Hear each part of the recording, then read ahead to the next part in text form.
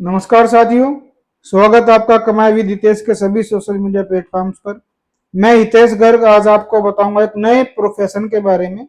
मतलब प्रोफेशन तो सबने सुना है, पर इसके बारे में हम आपको बताएंगे कि कितनी क्या क्या रिक्वायरमेंट है, एक्सपेक्टेड क्या क्या इसमें रिक्वायरमेंट है, प्रॉफिट वगैरह क्या क्या हो सकता है, सब कुछ।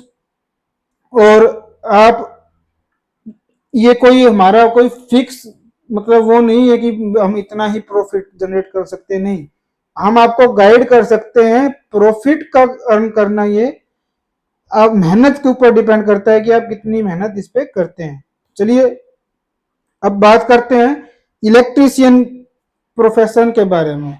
भारत के अंदर इसका क्या क्या मतलब आवश्यकता है, कितनी लागत है, सब कुछ आज हम बात करेंगे। सबसे पहले तो बात करते हैं स्किल और क्वालिफिकेशन क्या क्या रिक्वायर्ड है एक इलेक्ट्रीशियन के लिए। सबसे पहले तो टेक्निकल स्किल्स आपको पता होनी चाहिए। विद्युत उपकरणों, तारों, सर्किट, सुरक्षा प्रोटोकॉल की गहरी समझ होनी चाहिए। दूसरा है एबिलिटी टू सोल्व प्रॉब्लम्स। हर एक आदमी की डिफर प्रॉब्लम है, एक घर के अंदर या कहीं भी कॉरपोरेट के अंदर, कहीं भी उसके सोल्व करने की एबिलिटी होनी चाहिए। तीसरा है कम्युनिकेशन स्किल्स। ग्राहकों के साथ प्रभावी ढंग से संवाद करने की क्षमता होनी चाहिए। तो ये तीन चीज हमें रिक्वायरमेंट है एक इलेक्ट्रीशियन के लिए। सबसे पहले बात करते हैं इलेक्ट्रीशियन के ट्रेनिंग कोर्सेज और सर्टिफिकेशन के बारे में। तो एक आईटीआई यानी कि औद्योगिक प्रशिक्षण संस्थान यानी कि इंस्टीट्यूट ऑफ टेक्निकल इंस्टीट्यूट मतलब टेक्निकल इंडस्ट्रियल। तो टेक्निकल एंड इंडस्ट्रियल के बारे में आपको पता होना चाहिए। उससे उससे एक रजिस्टर्ड सर्टिफिकेट होनी चाहिए, आईटीआई जो हम कहते हैं। दूसरा पॉलिटेक्निक कॉलेज से डिप्लोमा, यानी जो भी बीटेक से जो पहले डिप्लोमा जो करते हैं उसके बारे में। तीसरा विद्युत इंजीनियरिंग में स्नातक की डिग्री, यानी कि इलेक्ट्रिकल इंजीनियरिंग के अंदर ग्रेजुएशन होनी चाहिए। तीन ही चीज है सर्टिफिकेशन कोर्सेज के लिए। एक तो आईटीआई से प्रमाण पत्र सर्टिफिकेशन, दूसरा पॉलिटेक्निक कॉलेज से डिप्लोमा, वो भी, तीसरा बीटेक इन इलेक्ट्रिकल इंजीनियरिंग से। चलिए बात करते हैं एक इलेक्ट्रीशियन व्यवसाय को शुरू करने के लिए मतलब क्या क्या आवश्यक चीजें की, उपकरणों की या सामग्री क्या क्या रिक्वायरमेंट है। सबसे पहले मूलभूत जो जरूरी मतलब इक्विपमेंट्स हैं जो हमेशा जरूरत पड़ेगी। Screw driver, wire stripper, pliers, testers etcetera, जो आप इसमें के अंदर आप देख भी रहे हैं मेरी साइड वाली इमेज में। दूसरे सुरक्षा उपकरण, यानी कि सुरक्षा उपकरण में आते हैं सिक्योरिटी चश्मे, दस्ताने, ग्लव्स, और सिक्योर मतलब इलेक्ट्रिशियन के जूते भी अलग आते हैं, शूज, ताकि करंट से बच सके। तीसरा विद्युत सामग्री जो होती है इलेक्ट्रिकल की, जो मतलब मटेरियल जो हमें चाहिए वो है तार, switch, socket, fuse, cable etcetera, ये सब। चलिए आगे बात करते हैं स्टैंडर्ड कॉस्ट की इलेक्ट्रिशियन सर्विसेज। देखो घरेलू वायरिंग जो होती है ना, उसमें हम 1500 से 3000 प्रति बिंदु यानी प्रति सॉकेट हम ले सकते हैं। दूसरा है लाइट फिक्सचर इंस्टॉलेशन।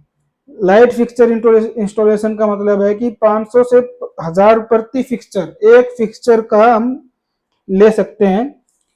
तीसरा है सॉकेट इंस्टॉलेशन। सॉकेट इंस्टॉलेशन का मतलब है 300 से 500 रुपए प्रति सॉकेट, हर एक सॉकेट के हिसाब से हम इसकी ले सकते हैं। ये एक्सपेक्टेड है, अप्रोक्स है। चलिए बात करते हैं लेबर, मटेरियल और अदर एक्सपेंसेस के बारे में। लेबर कॉस्ट हो सकती है 200 से 500 प्रति घंटा, या हम दिन के हिसाब से भी इनको हायर कर सकते हैं। दूसरा मटेरियल कॉस्ट जो होती है वो भिन्न होती है आपकी प्रोजेक्ट के अकॉर्डिंग।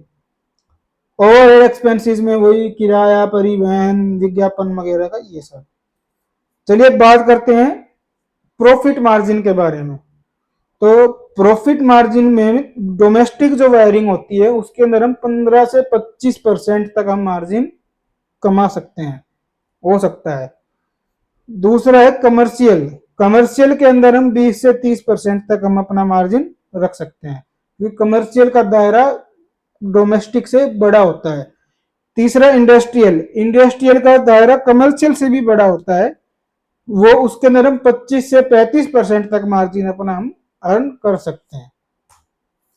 अब बात करते हैं pricing strategies for charging customer. Customer से आप कैसे चार्ज करोगे? तो सबसे पहले तो सामग्री, अपने जो भी खर्चे हैं उनको जोड़ना, कंपटीशन कंपेटिटर का मार्क प्राइस हमें ध्यान रखना, उन दोनों चीजों को साथ देखते हुए फिर अपनी जो भी सर्विस आप दे रहे हो, अपनी क्वालिटी और अपनी सर्विस के ऊपर डिपेंड करके हम अपना मूल्य रख सकते हैं कि हम कैसी सर्विस, हम किस तरह की प्रोडक्ट हम यहाँ पर यूज कर रहे हैं।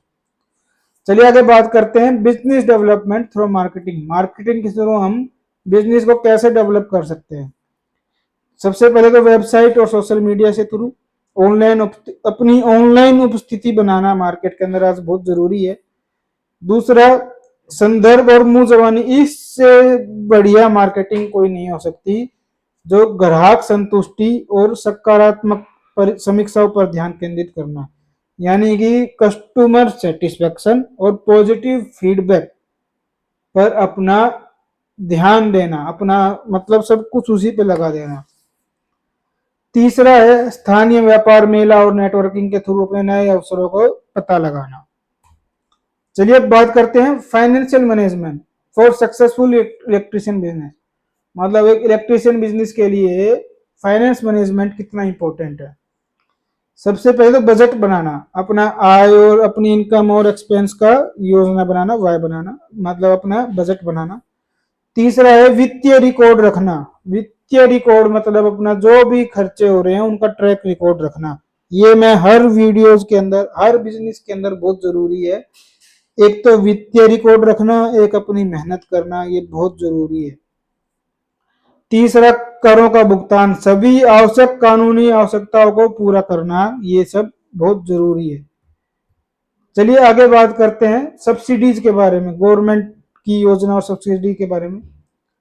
तो एक प्रधानमंत्री आवास योजना के थ्रू हम वित्त पोषण और सब्सिडी पर ले सकते हैं।